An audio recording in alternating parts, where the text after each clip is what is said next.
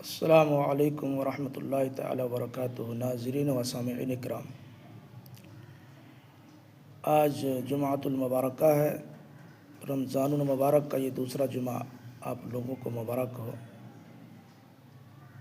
جمعہ کے دن ناخن اور بال، موئے زیر ناف وغیرہ کاٹنا یہ مستحب ہے۔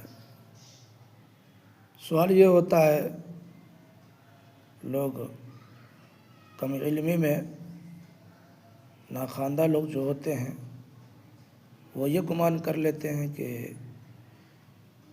رمضان میں روزے کی حالت میں موئے زیر ناف یا بغل کے بال یا سر کے بال یا ناخن کاٹنا درست ہے کہ نہیں، اس سے روزہ تو نہیں ٹوٹے گا۔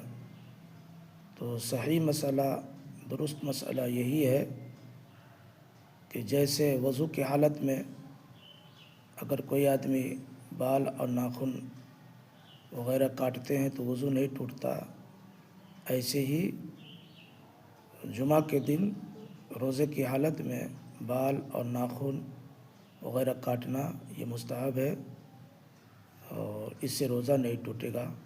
واللہ تعالی عالم۔